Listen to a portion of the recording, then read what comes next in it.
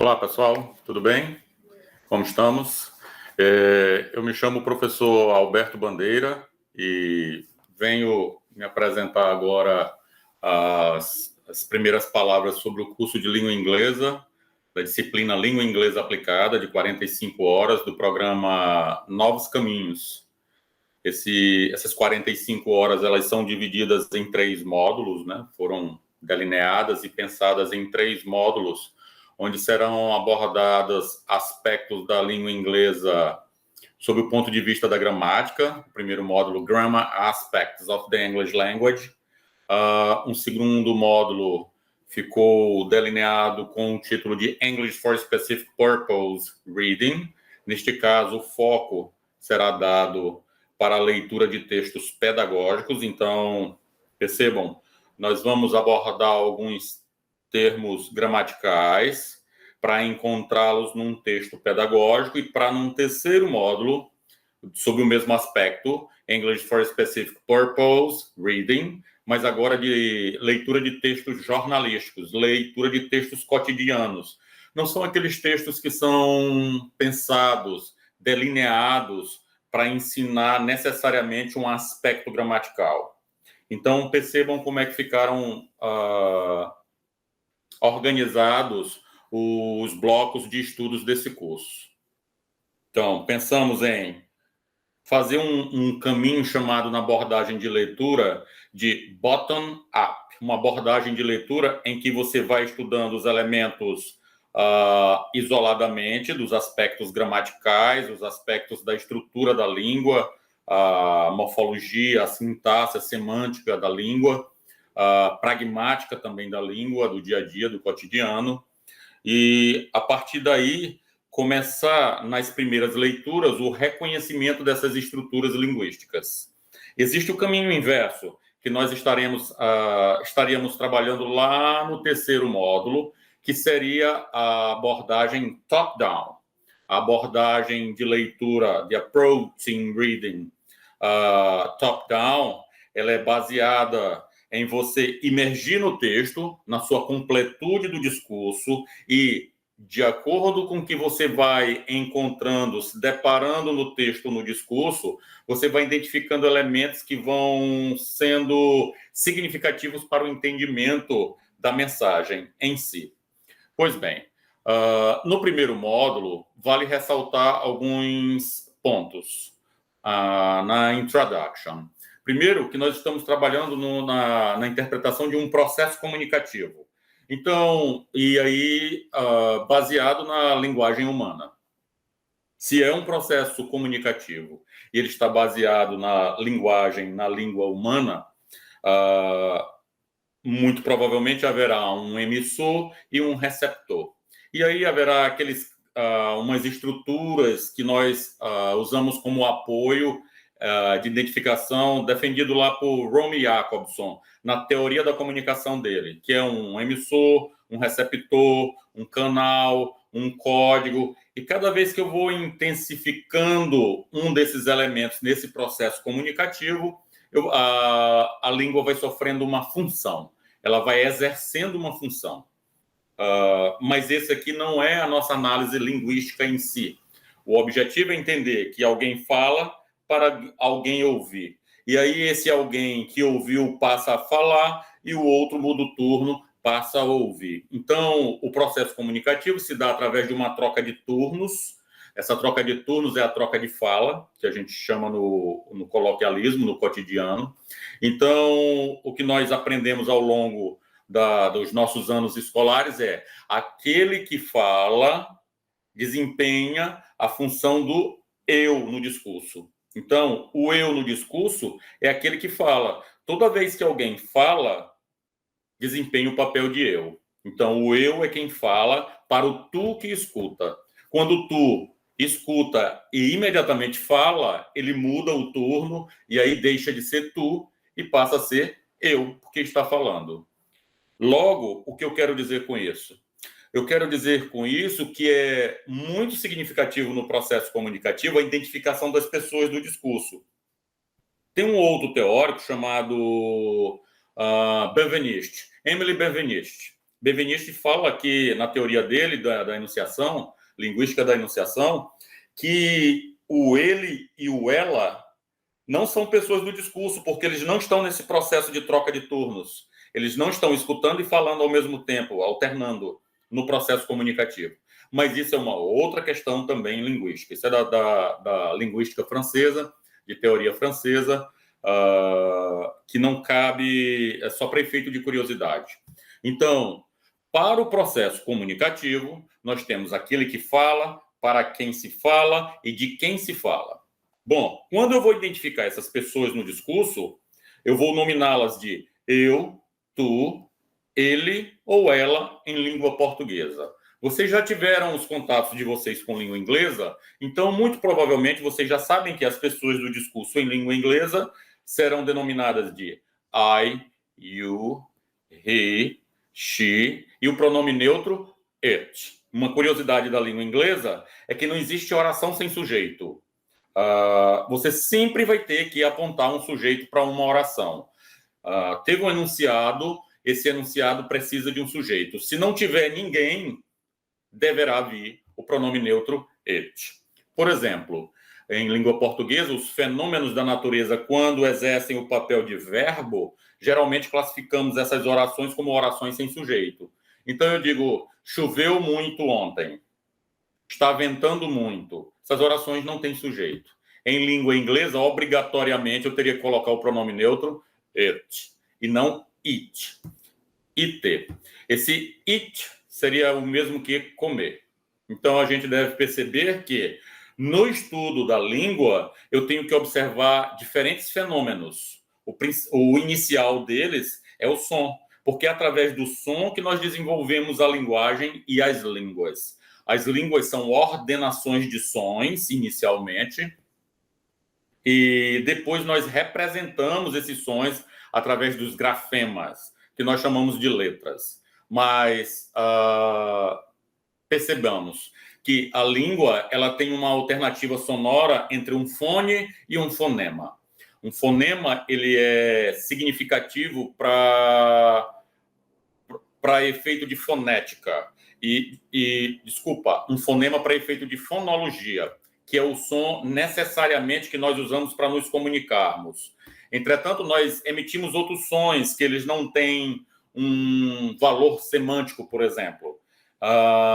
Esse A, eu estou só ganhando tempo para respirar. Bem, esse bem, eu não estou te desejando bem. Foi só uma produção sonora que eu usei para pensar, oxigenar o cérebro e organizar as ideias. Então, percebam que alguns sons são produzidos no momento da comunicação, isso independe da língua, e aí nós vamos classificando esses sons em fones, fonemas, dentro da área sonora, porque aí dentro da forma nós estaremos trabalhando com os morfemas, as relações entre palavras, que nós denominamos sintaxe, os sentidos que podem emergir de uma palavra ou de um discurso, de uma palavra em um determinado discurso,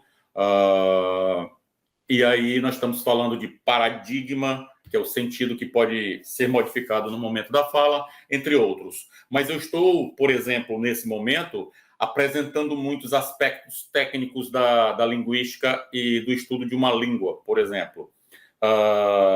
Mas o que nós queríamos trazer à tona para vocês nesse primeiro momento é que existe uma pessoa que fala para uma pessoa que escuta e que se pode falar de uma outra pessoa. Então, nesse processo, eu tenho I, you. I fala, you escuta. I fala para you. E nós podemos falar de ele ou de ela ou de algo que é neutro. A nuvem, o teu passado, a tua sombra, a tua conta bancária é ela, o teu carro é ele. Então, seria equivalente ao pronome neutro it. Então, no singular, nós temos as pessoas do discurso, no caso dos pronomes oblíquos. Seriam eu, tu, ele. Em inglês seria I, you, he, she, it. Acredito que todos vocês já devem ter tido um primeiro contato com essas expressões. Aí outro detalhe que vale a pena chamar a atenção é que devem ser apresentados alguns verbos auxiliares. Bom, se eu digo para vocês que existem verbos auxiliares, naturalmente eu também afirmo que não existem verbos auxiliares. Ora, se eles não são auxiliares, eles são principais. Eles não estão auxiliando ninguém, eles vão exercer uma função principal de sentido no processo comunicativo. Então, eu digo para vocês, existem verbos que exercem uma função principal nesse processo comunicativo e existem verbos auxiliares. Eu apresentaria agora para vocês os 3 principais para formar tempos verbais.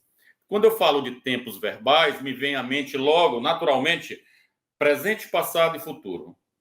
Então, convencionou-se em português dividir esses discursos para a gramática normativa de língua portuguesa em presente perfeito, presente imperfeito. O presente perfeito é eu cantei, eu falei, eu joguei, eu bebi. O imperfeito seria eu falava, eu cantava, eu bebia. Em língua inglesa, basicamente nós teremos 2 tempos verbais, que é o present simple e o present continuous tense. Esses 2 aspectos, 2 tempos verbais, vocês verão logo no primeiro módulo. Mas convém dizer para vocês que é necessário que saibamos a flexão de 3 verbos auxiliares que são muito significativos para o ordenamento desses tempos verbais. Quais sejam? O primeiro é o que todo mundo sabe e o que todo mundo estuda há muito tempo por causa daquela abordagem tradicional de transcrição, de tradução, de comparação, né? Gramática comparativa que nós fomos imersos há muito tempo e isso vem modificando com o tempo.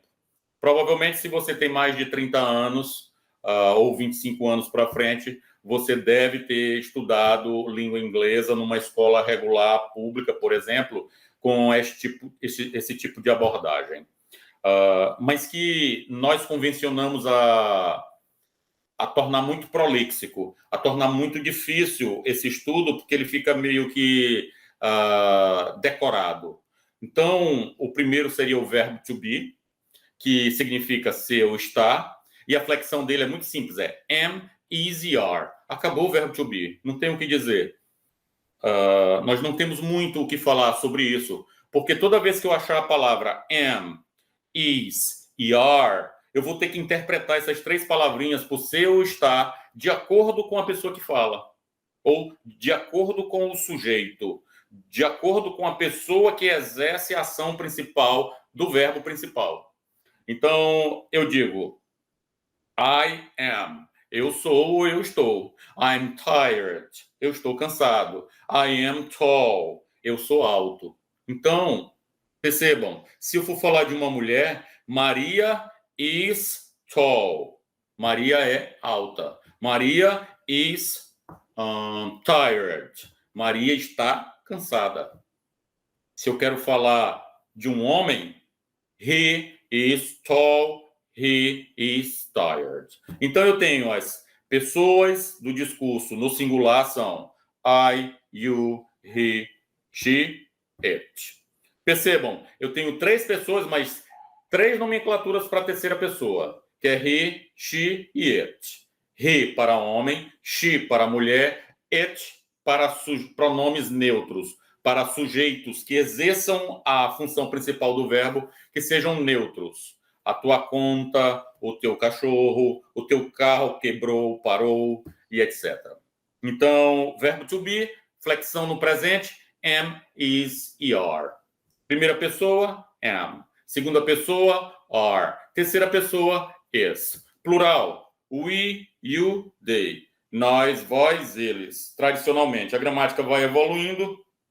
Então, hoje nós já usamos nós e a gente, vós e vocês, vós e vocês, e eles e elas. Inclusive, esse eles e elas não tem uma terceira configuração para fazer referência a neutros. Se eu digo elas, as mesas são elas, they e acabou. Então, essa revisãozinha de pronomes pode ser feita num primeiro momento na aula presencial com vocês, vai ficar tudo mais claro. Um outro verbo auxiliar, que não necessariamente ele vai ter o seu significado explícito, porque ele vai funcionar como auxiliar, então ele vai apenas identificar, por exemplo, no presente simples, se eu estou tratando de terceira pessoa ou não. Quem é a terceira pessoa? He, she, it. Quem é a primeira pessoa do discurso? I. Segunda pessoa? You. Terceira pessoa? He, she, it no singular. No plural, we, primeira pessoa. You, segunda pessoa do plural. They, terceira pessoa do plural. Então, esse verbo to do, ele só vai flexionar em do e does. Pronto, acabou. Não necessariamente nós vamos utilizar o sentido de quando ele funciona como verbo principal. Ele será usado apenas como um auxiliar para identificar negativa, quem é o sujeito, equivale à terceira pessoa, então a negativa vai ser com does. Ah, mas aí eu posso também fazer a negativa com esses auxiliares. Doesn't. Se for com do, don't. Pronto. É só isso que eu vou identificar quando eu for estudar esses tempos verbais no passado. Desculpa, no presente simples. Então, eu posso ter orações, enunciados realizados no presente com o auxiliar verbo to be ou com o auxiliar verbo to do. E aí eu tenho um terceiro auxiliar que nós usaremos lá nos perfect, nos present perfect tenses, que será o verbo to have, que quando funciona isoladamente como verbo principal, ele tem um sentido de ter, mas como auxiliar ele pode modificar um pouquinho o seu sentido e ele vai ser flexionado em have ou has. Have ou has. Has eu uso sempre para a terceira pessoa, have para todas as outras pessoas. Então, vocês vão perceber logo num primeiro momento que nós trabalharemos o presente simples, o present simple, e aí identificarão nas primeiras aulas que ele é simple porque tem somente um verbo, e é present porque esse verbo ele está no presente. Observarão também que esse tempo verbal ele é utilizado para coisas que acontecem com frequência, ou seja, um fato, ou também pode ser por situações inquestionáveis, que funcionem como uma verdade. Sempre que eu tiver essa ideia, eu usarei o presente simples. E a estrutura do presente simples ela é simples. É um sujeito e um verbo no presente. Ponto. Eu digo, I do my homework every night. Eu faço meu dever de casa todas as noites. I do, eu faço. My homework every night é complemento. A estrutura é sujeito, verbo no presente e complemento. I do my homework. Ponto. Eu quero negar, I don't do my homework. E aí eu quero perguntar, do you do your homework? Então, essas estruturas estarão sendo usadas nesse primeiro módulo para nós identificarmos e podermos separar isso do present continuous tense. Quando é que eu uso o presente simples? Por coisas que acontecem com frequência ou que são um fato, uma verdade. Então, no meu caso, eu sou professor. Eu posso estar andando de bicicleta e alguém pode dizer, lá vai o professor Alberto. Eu andando de bicicleta não tira a verdade de que eu sou professor. Eu digo, chove muito em São Luís. Pode não estar chovendo agora, como não está. Mas não tira a verdade de que aqui nessa região do litoral chove muito. Então, o centro-sul do Maranhão chove pouco, a cidade do qual nós trabalhamos lá. Cidade de Barra do Corda. Eu posso dizer, Barra do Corda não chove muito. Isso é um presente simples. Pode estar caindo um toró d'água lá. Em inglês a gente faria falando It's raining dogs and cats. Mas isso não tira a verdade de que naquela região não chove muito. Ainda que esteja chovendo, é verdade que não chove muito. Portanto, eu uso esse tempo verbal nessa situação.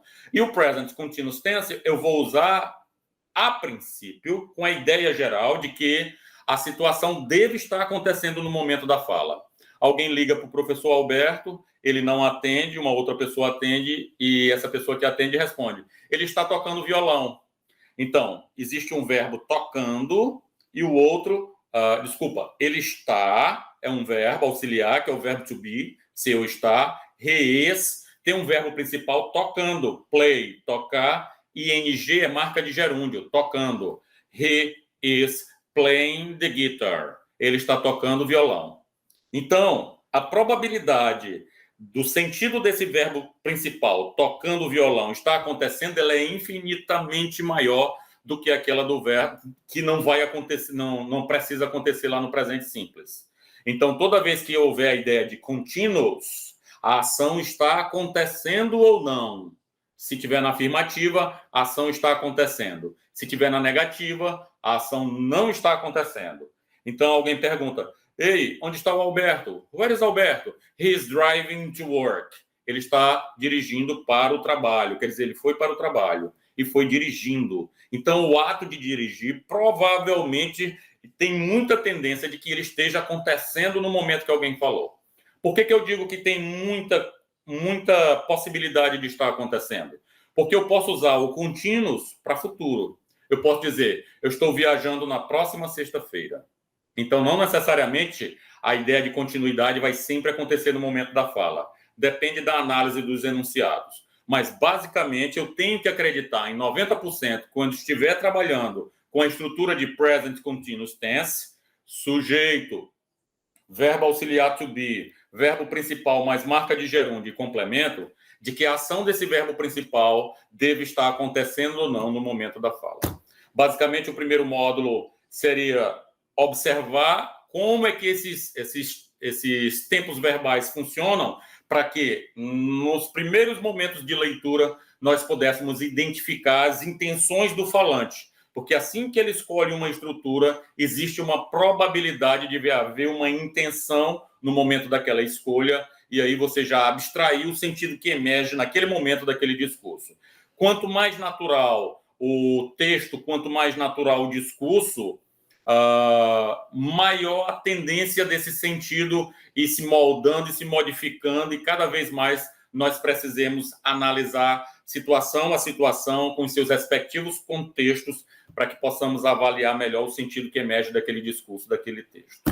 No mais, eu queria desejar a todos uma boa-vinda. Welcome. It has been a pleasure to be with you and welcome once again. Nos vemos numa próxima oportunidade. Forte abraço a todos.